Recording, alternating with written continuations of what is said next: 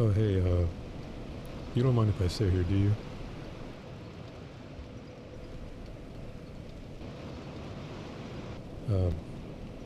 Alright, anyway. Alright, well, if you're not gonna say anything, I guess I'll just sit down right here, if you don't mind.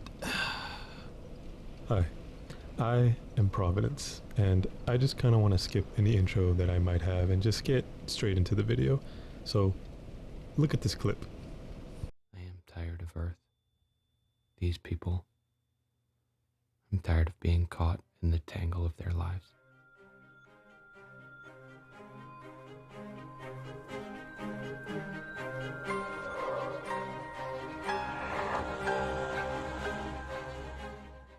This scene from Watchmen has always fascinated me. Regardless of your opinions on the movie, Zack Snyder or Alan Moore, let's set those aside and focus on the concept it presents. This idea of completely stepping away from human civilization, to be truly alone, away from the noise and chaos of the world. Back in 2009, I was just 13 or 14, far from the more nihilistic and pessimistic outlooks I would adopt later in life. But even then, this scene hit me hard. It sparked a rabbit hole of questions about humanity, what it means, and what modern society has done to our minds. It's a scene that lingers, not just for its visuals, but for the profound quiet it promises. This video isn't entirely about Watchmen or that concept, but I wanted to use it as an entry point into a larger idea. You've probably noticed that the title mentions Silent Hill 2. Don't worry, that's not clickbait. But I won't be focusing much, if at all, on the story. Instead, I wanted to dive into a phenomenon that's become more prominent in our current age.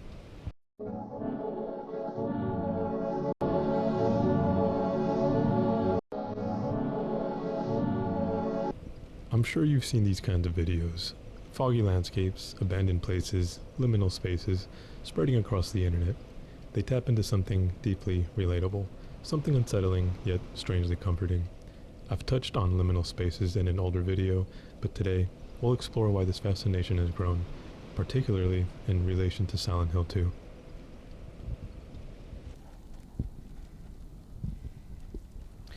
Silent Hill 2 is a name that's likely familiar to most of you, especially with the buzz surrounding the recent remake. It's no exaggeration to say that this game is one of the best horror experiences and one of the best games in general that I've played in quite some time.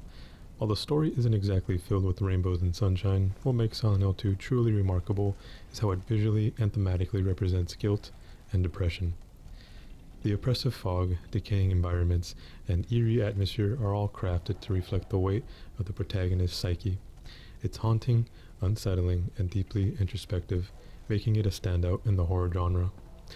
But beyond guilt and depression, Silent Hill 2 evokes another, perhaps unintended theme that has grown over time. The romanticization of isolation.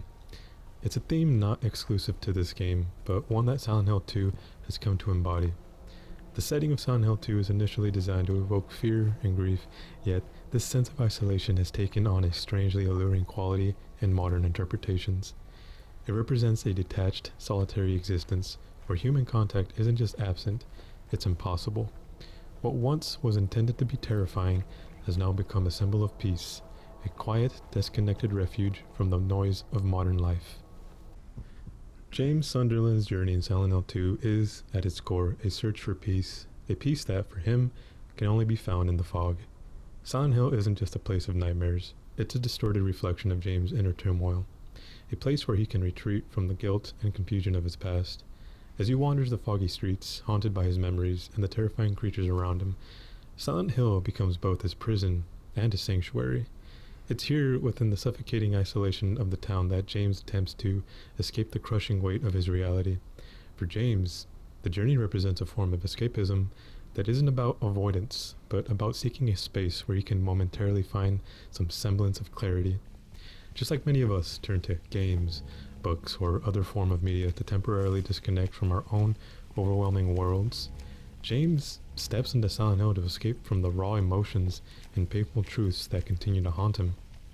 The fog, the eerie silence, the decaying environments, these elements aren't just unsettling, they are the conditions that allow James to reflect, however distorted, on the emotions he's trying to outrun.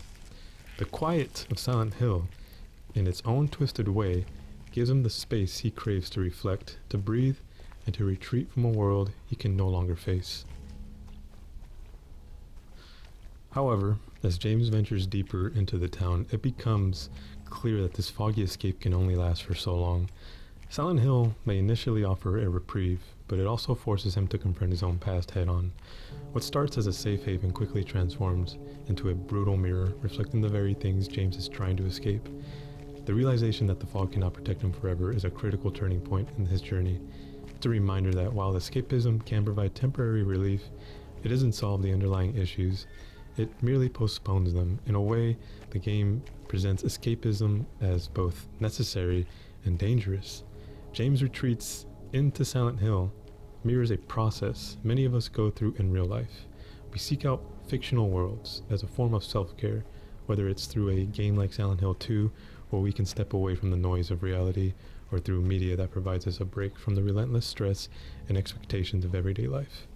But the game subtly warns us that retreating too far into these worlds can leave us stuck, unable to move forward.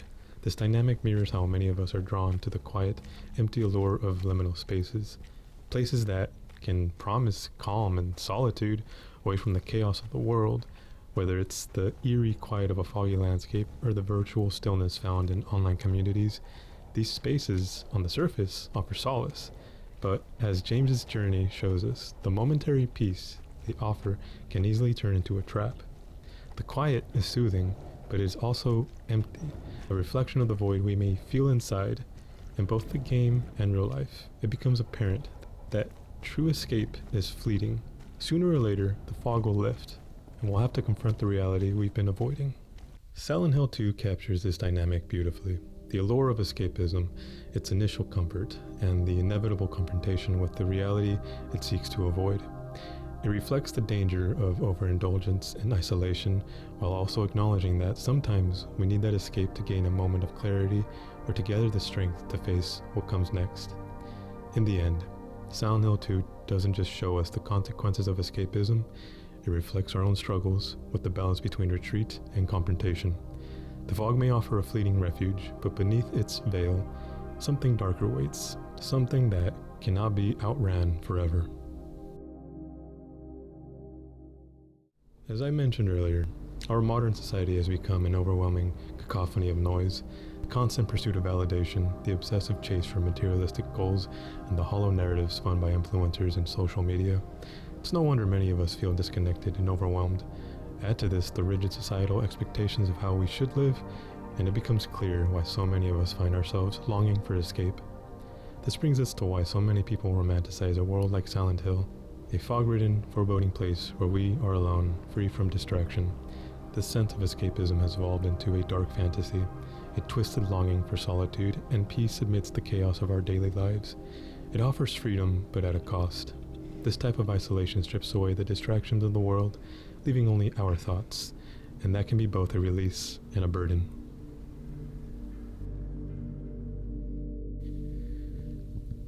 Beyond Silent Hill and general escapism, we can trace this fascination with isolation and limbo to another concept, liminal spaces. I've covered liminal spaces in a previous video, but here I want to dive into a specific aspect of them. The concept of liminal spaces and what we now know as the backrooms started as a horror concept. These spaces mimic the ordinary world, malls, schools, empty streets, office buildings, places that should be bustling with activity but feel unsettlingly quiet. Originally, these spaces were meant to unsettle us. They played on the uncanny, presenting a stillness in familiar environments, evoking fear from the isolation. The terror stemmed from the idea of being trapped in a world that felt wrong, not quite right, but over time, our perception of those spaces has changed. The emptiness, the detachment, what once felt horrifying, now feels oddly comforting. They become symbols of a voluntary withdrawal from society, a longing for simplicity and quiet. This transformation from nightmare to idyllic escape is the essence of how our relationship with isolation has shifted in modern culture. So, it's no surprise that in today's world, the obsession with leaving everything behind, escaping the relentless noise of modern society, has grown stronger. The idea of being cast into an inescapable, eternal trek through limbo has become an increasingly desirable fantasy for many.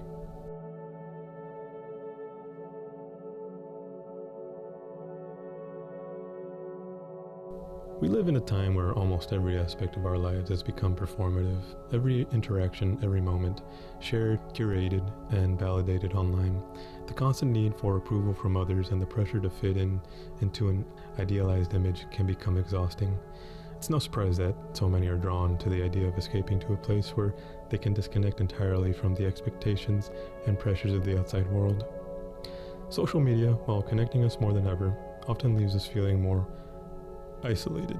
It fosters shallow connections and forces us to constantly present our best selves, making it harder to live authentically. We become addicted to validation from strangers, and the constant stream of approval or rejection takes a toll on our mental health. The idea of being in a place like Silent Hill, where anonymity and solitude reign, isn't just about running away. It's about escaping the exhausting, often hollow performance of modern life.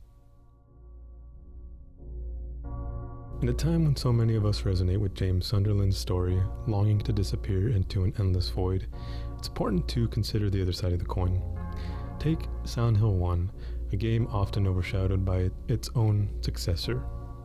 While it shares a similar premise, you find yourself inexplicably drawn into Silent Hill. Its core message is fundamentally different. In Silent Hill 1, you play as Harry Mason, a man whose journey into the town is not fueled by guilt or a desire to escape, but by a search for purpose. His daughter is missing, and though the horrors of Silent Hill unravel before him, he presses on.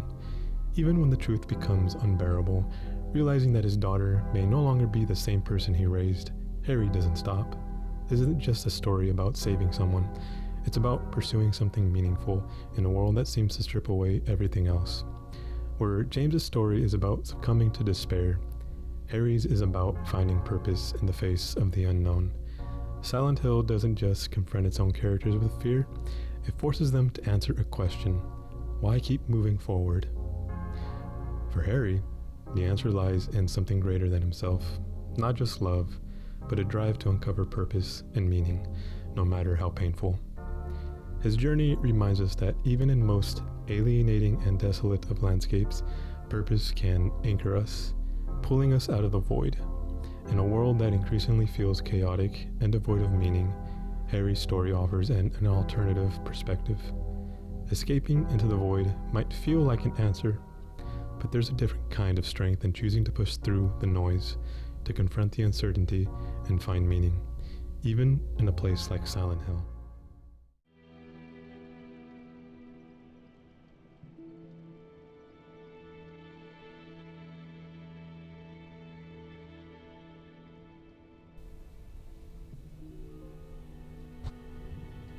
Oh, hey, is it cool if I just hang out here, dude?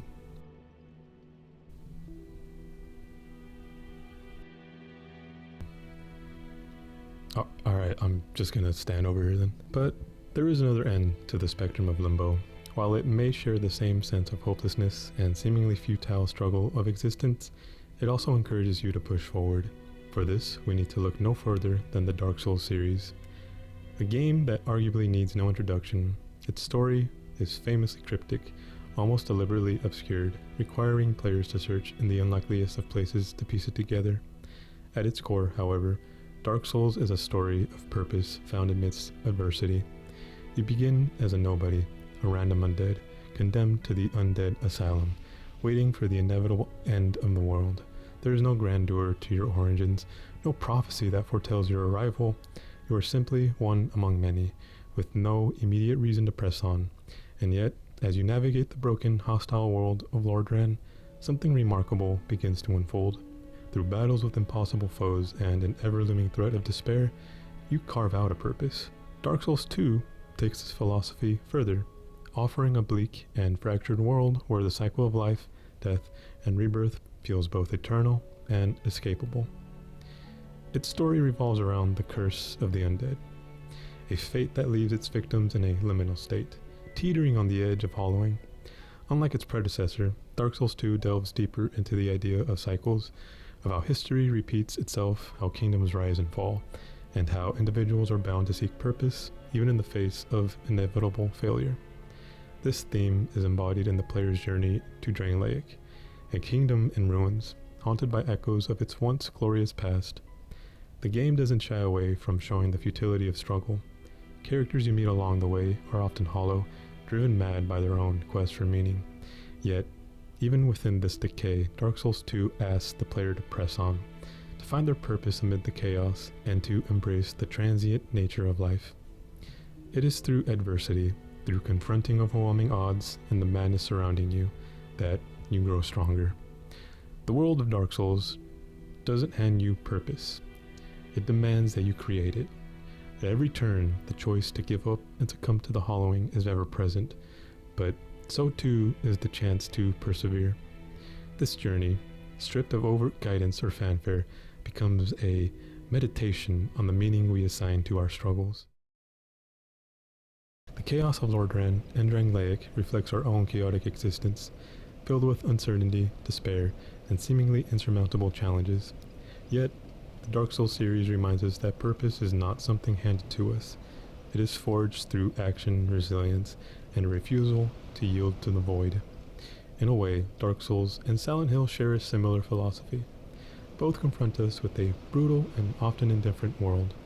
However, while Silent Hill serves as a mirror to our internal struggles, Dark Souls reveals the transformative power of perseverance. Whether it is in the cyclical rise and fall of kingdoms or in the deeply personal battle against hollowing, the series challenges players to find purpose amid chaos.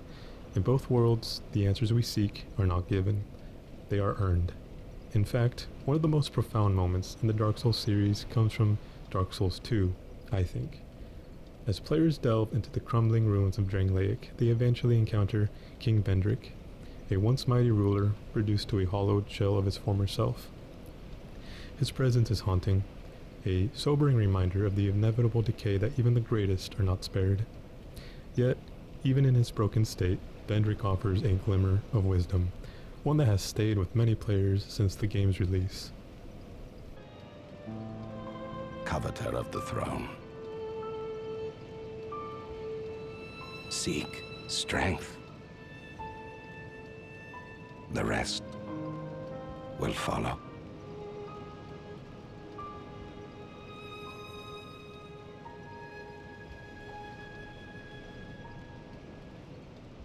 In just a few words, this quote encapsulates the ethos of the entire series. It speaks to the heart of perseverance, the idea that even when the path ahead is obscured by chaos and despair, strength, be it physical, mental, or spiritual, will guide you forward. Vendrick's words resonate not because they promise salvation, but because they affirm the value of the journey itself. Strength in Dark Souls 2 is not just about combat prowess or leveling up. It's about enduring loss, failure, and the relentless cycles of life. It's about pushing forward despite the odds, knowing that the answers you seek may not come immediately or at all, but trusting that meaning will reveal itself through the act of striving. This moment with Vendrick, framed by its tragic downfall, becomes a testament to the player's journey. His words echo the core philosophy of the series, that purpose is forged, not found. It's through seeking, struggling, and persisting that we discover who we are and what truly matters. Looking back at the discussion, it's tempting to think that we'd never lose ourselves in the fog, that we'd see it for the trap it truly is. After all, isn't Silent Hill a place of suffering and torment? And yet, in a world as chaotic and overwhelming as ours, that fog can seem almost inviting, a space where the noise stops and the relentless demands of modern life fade away. But we must remember that it doesn't take long for that fog to begin gnawing at the very core of who we are. Silent Hill challenges us with our own truths, reflecting fears and regrets we'd rather ignore. It offers no guide, no path forward. You're left to navigate your own torment, often without clear resolution. It's a mirror to the human condition, a stark reminder that retreating inward can sometimes deepen the wounds that we hope to escape. Contrast this with Dark Souls, where the chaos of the world also threatens to overwhelm, but demands an entirely different response. The game offers no easy answers. The key is not in escaping the void, but in seeking strength within it. The player's journey through the cursed world is not a retreat, it's an active confrontation with overwhelming odds. It's through adversity, through the choice to push forward, that meaning is carved. These two narratives offer opposing yet complementary truths. Silent Hill shows us the danger of losing ourselves in isolation, while Dark Souls reminds us of the transformative power of resilience. Both are cautionary tales for a world grappling with noise and meaninglessness, urging us to face the chaos rather than flee from it. Ultimately, the fog and the fire aren't just destinations, they're choices. How we respond to the challenges they present shapes who we become. Do we surrender to the pull of silence, or do we push forward, seeking strength and purpose? The answer may be as uncertain as the path itself, but perhaps that uncertainty is where we begin to grow. I pray for your safety. Promise to stay safe. It's been nice running our own little school. I'm well pleased to see you safe. May the flames guide your way. Be safe, friend. Don't you dare go alone.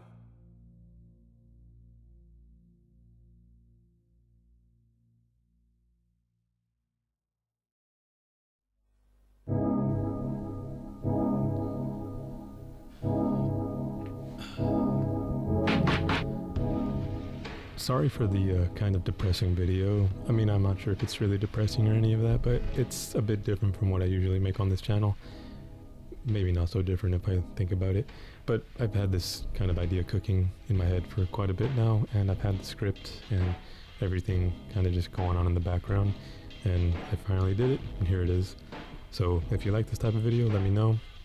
Like, subscribe, whatever the hell the other YouTubers tend to say.